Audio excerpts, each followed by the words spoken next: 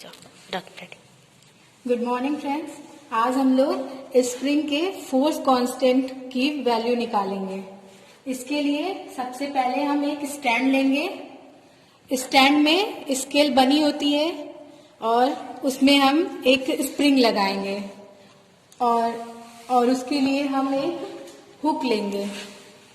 ये रही हुक, जिसमें ये मेरा जो बाट है वो 10-10 ग्राम का है और स्प्रिंग का जो बल कांस्टेंट है वो निकालने के लिए सबसे पहले हम स्प्रिंग इसमें लगाए हैं, इसकी माप ले लेंगे। इसकी माप जितनी होगी वो पहले कॉपी पे नोट कर लेंगे और उसके बाद हम हुक लगाएंगे 10 ग्राम का।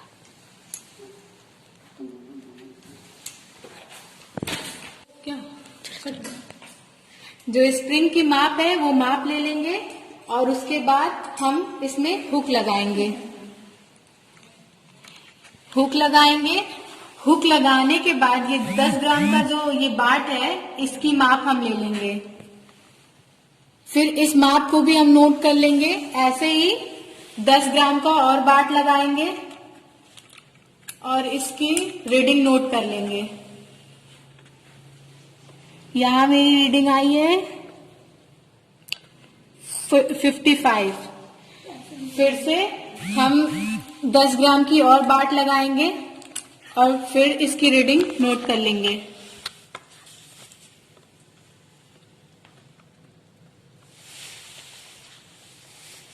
ऐसे ही हम 4-5 मतलब 50-60 ग्राम तक बाट लगा के इसकी रीडिंग नोट कर लेंगे,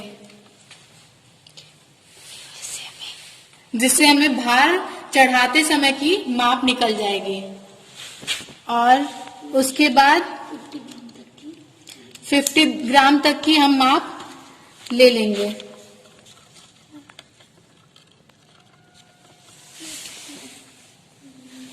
उसके बाद हम भार 10-10 ग्राम का जो बाट है उसको निकाल के भार उतारते समय की माप ले लेंगे। यहाँ मेरी माप आई है 77। फिर ऐसे ही धीरे धीरे करके हम 10-10 ग्राम की जो बाट है उसको निकाल के उसकी रीडिंग ले लेंगे।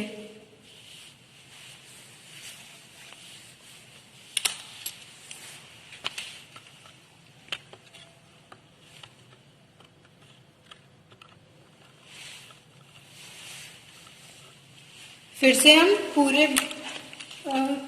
से हम लास्ट में जो ये हुक है उसको निकाल के पुनः इसकी माप ले लेंगे और उसके बाद हम ये यहाँ इसकी रीडिंग लिए हैं, जिससे भार चढ़ते समय की माप हमने निकाला और भार उतारते समय की माप निकाला है। फिर इसका मध्यमान निकालेंगे।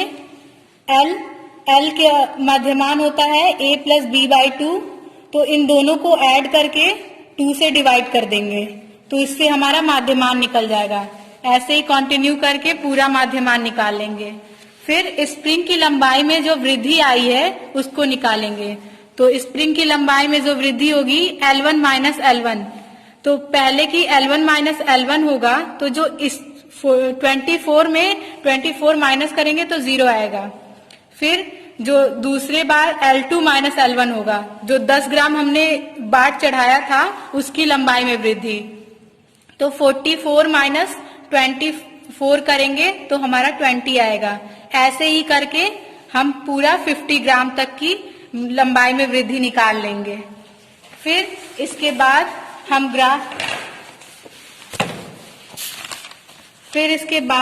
हम इसकी गणना करेंगे। इसके लिए हम एक ग्राफ खींचेंगे F और X के। F और X में एक ग्राफ खींचेंगे। F भार होता है और X लंबाई में वृद्धि होती है। फिर इसके लिए हम जितना मेरा ये पॉइंट आया था स्प्रिंग की लंबाई में वृद्धि की जो पॉइंट आई थी उसको हम इसमें ग्राफ में नोट करेंगे और फिर इससे ग्राफ खींचेंगे। जो हमें एक सरल रेखा प्राप्त होगा जो बीच से जाएगा, x और y के बीच से जाएगा। फिर इसके लिए हम एक वर्टिकल लाइन खींचेंगे। जो लास्ट हमारा पॉइंट होगा उससे हम एक वर्टिकल लाइन खींचेंगे ऐसे करके। फिर इधर जो फर्स्ट पॉइंट होगा इधर से, इससे हम वर्टिकल लाइन खींचेंगे और फिर इससे एक हॉरिजॉन्टल लाइन खींचेंगे और ऊपर भी यहां से। फिर इसके लिए हमें इसकी वैल्यू निकालने के लिए इस पूरे माप में से इसकी वैल्यू घटाएंगे तो हमें इसकी वैल्यू निकल जाएगी। ऐसे ही इसकी वैल्यू निकालने के लिए इस पूरे वैल्यू से इसकी वैल्यू घटाएंगे तो हमें इस वैल्यू की माप निकल जाएगी। ऐसे ही हम करेंगे तो हमारी जो वैल्यू आई है, इसकी वैल्यू जो ये होता है, फॉर्मूला होता है k का f/x, ठीक है। k = f/x होता है।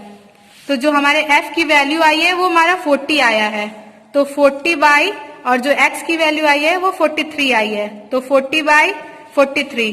तो इसको हम डिवाइड करेंगे तो मेरी जो वैल्यू आएगी 0.930 आएगी ग्राम प्रति सेमी में। तो जो स्प्रिंग का बल नियतांक हुआ वो हमारा 0.930 ग्राम पर सेमी हुआ।